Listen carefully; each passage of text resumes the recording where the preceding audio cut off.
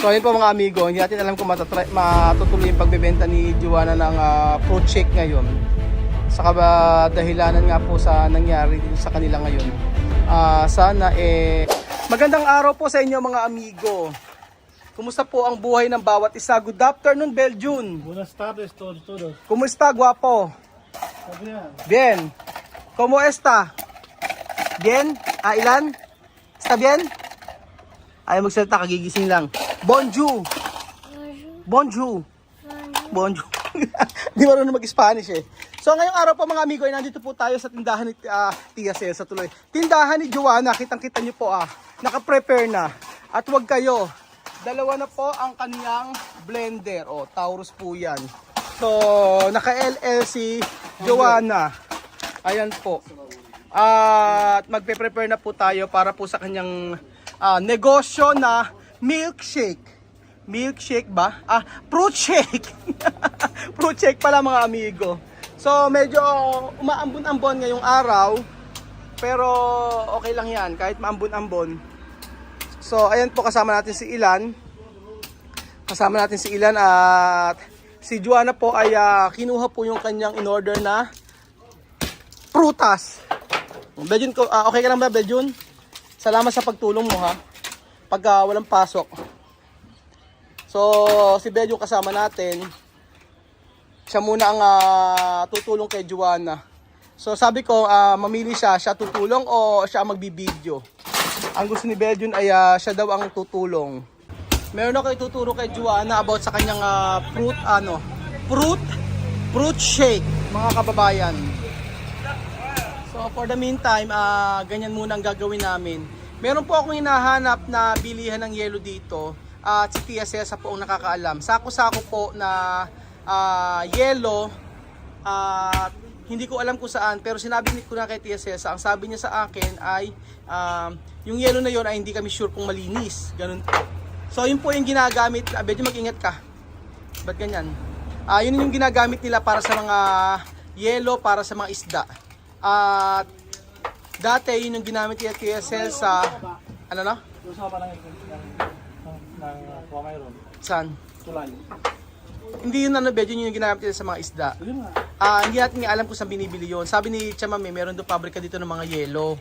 Ganon. Ang di ko sure Belgian kung malinis ba yun. Baka mamaya hindi siya malinis. So eto, sure na malinis kasi yan. Diba? Kasi mineral water yan na nilagay sa freezer. So tingin nyo mga amigo, magtiwala ba tayo sa yelohan dito na binibenta or gumawa na lang ng ganito? So, for sure, sa akin kasi, mas okay yung ganito at alam nating malinis yung ating binibenta. Ganun po mga amigo. At ayan na po si Bambino! Buenas tardes! Doon ito mamas. Ay, nakangiti kasi ilan no? Ayan po mga amigo, nandito na sila Bambino.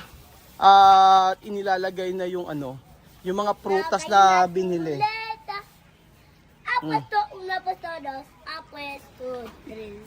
Ewan ko kung ano pa binili ni Joanna. Tagal naman niya.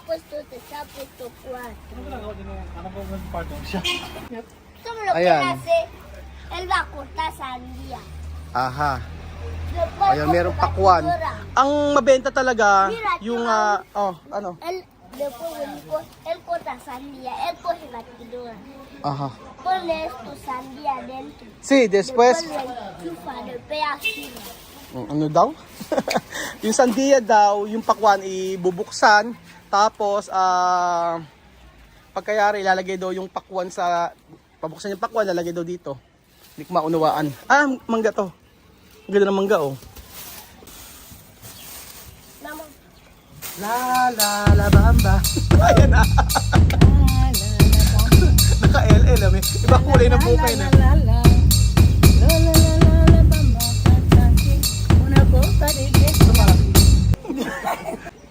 Medyo kainan na agad? Ha? Medyo kainan na agad? Wala pang benta ya. Nakakatuwa. So dapat bago magsimula Belgium, turuan natin si Joanna. Alam mo, dapat diyan meron dapat tayo ituro kay Joanna na sa pagsisimula. So bago magsimula yung pagbebenta, i-prepare muna. At syempre po, handang-handa na po ang inyong artista na si Joanna. Yes. Na magbebe. Yes? The English ha? Oo. How are you? I'm fine. Hey, Waka waka. I am What, fine. what is your business? My business is for frutas. Galing. ¿Por qué no pistaña? Oh, sacar, molestar. Sabi ko bakit walang pilik mata siya ngayon. O Joanna, tú sabe, no, cuando empezar de negocio, también mi país, más mejor rezar. Rezar de gente venir, después rezar de cuando no hay lluvia, así. Paano ba pasasabihin pag yun sa panahon? ¿Tú entiende? Así. Porque esto negosyo, no así.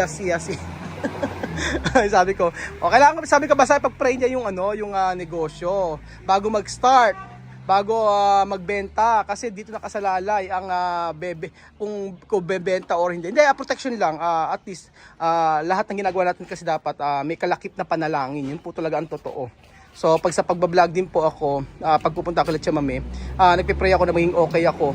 Makauwi ako ng maayos, ganun po. Dios, te damos gracias por mi negocio que tú me ayudas, de mi negocio que tú ayudas a Raúl y mi familia. En nombre de Jesucristo. Amen. So ayun pa mga amigo, wala pong customer, wala pang kliyente at nag-aantay po tayo. Anong oras na bell, June? Alas 5? Mga 40 minutes na tayo nag-aantay, no? 40 minutes na po kami nag-aantay mga amigo at wala pang customer. So, for sure niya pag labasan ng mga bata. So, ayun pa mga amigo. Bisa sabihin ako eh. Hindi kami pinakonekta dito mga amigo sa yung alargador namin o yung kable namin, ayaw na nilang magpalagay. So, okay lang. Sabi ko kay Beljun, bumili na lang ng kable hanggang aabot hanggang sa bahay nila Joanna para makakuha kami ng kuryente. Nung nakaraan, ang sabing gano'n, pwede raw kaming kumuha ng kuryente sa kanila. Ngayon, ayaw na. Ano kaya ang reason? Alam nyo na. Kung ayaw talaga, de okay lang naman. Kasi kinausap na namin ni Joanna. Sabi ni Joanna ay baka pwede, nagbabayad naman kami. Nung nakaraan, ay 10,000 o 1,000 pesos po yung sinisingil sa amin. Pero ngayon, sabi ko kay Joanna, mas okay na may sarili para hindi tayo makikiusap sa tindahan na to. Siguro dahil siyempre maraming benta o maraming bumibili, patok na patok, kaya mas maganda talaga yung sarili-sarili lang na ganyan. Ayan, yung masyado malayo yung 3 metro to. 15 metros. Joanna, 15 metros, no? Sí, 15. Oh, 15 meters yung alargador namin o yung kable. So, sana makabili si Bedyo ng kable. Pag hindi, naku po, pag may kliyente, paano na? Wala kaming kuryente. Sana namin sasaksak yan. So, ayun po mga amigo, hindi natin alam kung matutuloy yung pagbebenta ni Joanna ng fruit shake ngayon. Sa dahilanan nga po sa nangyari dito sa kanila ngayon. Sana makarating si Beljun ng meron dalang kable. Bukas pa naman yung yung mga tindahan. At saka kasi sobrang aga pa dito. Ayan. Meron na? Bumili kami ng alargador. Ito yung binili namin extension. Sa kabila. Doon sa kabila yung lalagay. Atras. Aha, Joanna. So ayan, bumili na kami ng kable namin. At least di na kami Hindi na kami sana kasya lang. Pag hindi kasya nga. Hindi na kami.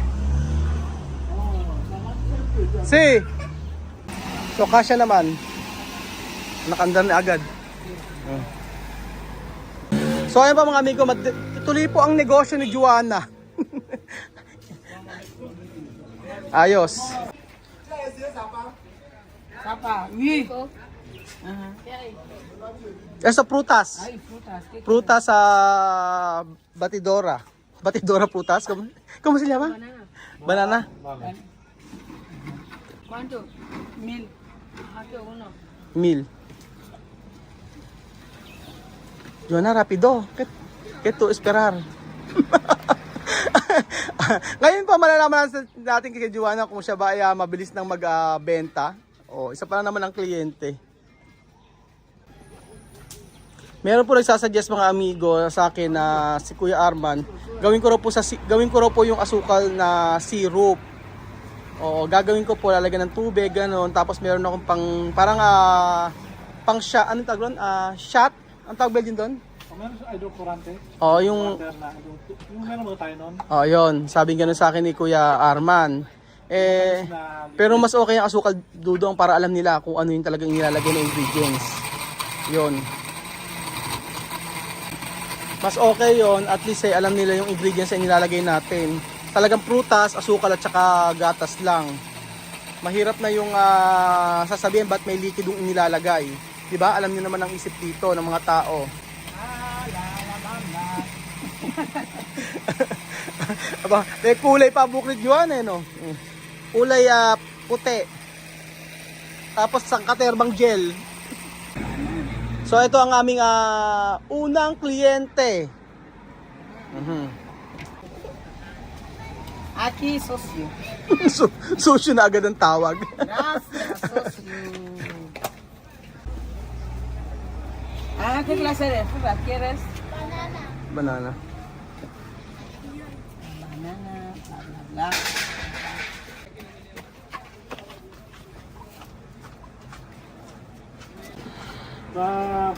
Banana. Mabenta talaga yung banana. Banana. Kesa sa ano? La banana. Kesa sa dapat dito tayo bumili pala ng pakwan na Belgian, hindi mabenta yung pakwan. Hindi mabenta puro ano?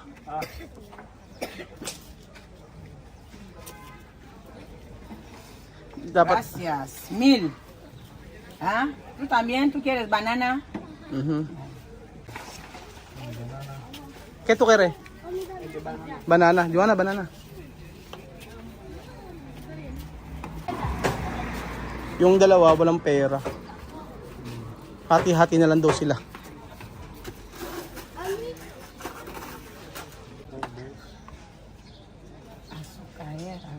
Joanna, mas mejor acoge de azúcar para no salir. Así, o después poner. Así. Ajá. Oh, Magnífico. Magnífico. Bamba.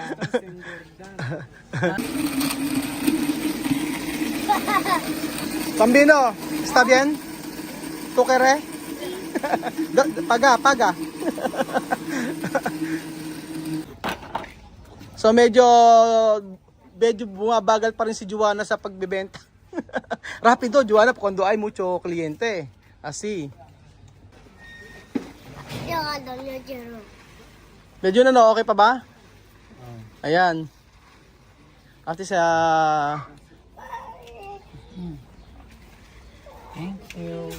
Thank you. English na yan, no? Sí.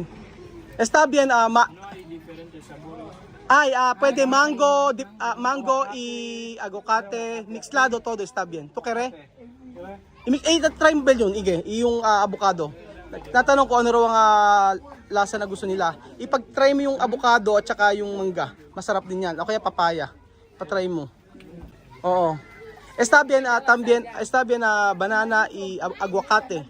O banana y papaya. Mixlado, así. Pwede ba yung lagay mo ng avocado?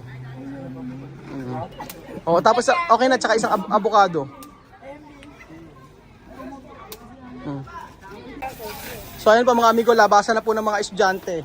At sigurado, aaryan na naman ang tindahan ni Waka Waka nito. Kaya po mucho, Joanna tatry daw nila yung mix na prutas. So itatry po nila. Oh, may tubig na Belgian. Asukan na lang ang kulang. Kailangan talaga seryoso si Joanna, hindi po pwede na na nalilito-lito. Dapat sa mga susunod kaya niya na mag-isa. Ayan. Nateten si Joanna. Hindi niya alam ang gagawin.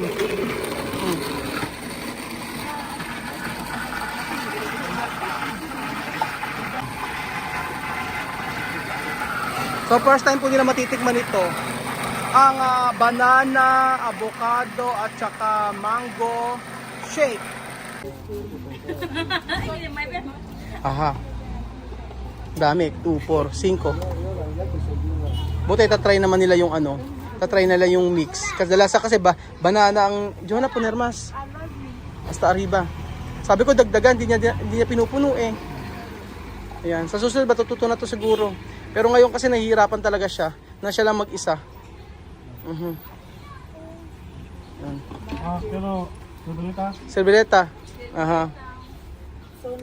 mama. Ayan. Comprobar. Pero, Mira. Está bien. Dulce. Está bien daw. O, comprobar. Ayan.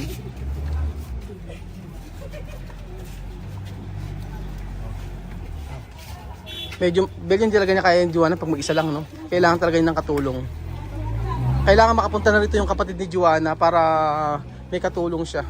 Eh medyo mabagal eh. Parang si Elvis din to eh. Mabagal din. Juana, rapido. Cuando hay mucho cliente. No pwede bailar, la bamba. La la bamba. La la bamba. La bamba, la bamba. La. Malamerites, bili na kayo. Wow. May sinisigaw yung mga bata. Está bien? La verdad? Sí, vale, gracias. Bumalik pa sila kasi masarap daw yung binili nila.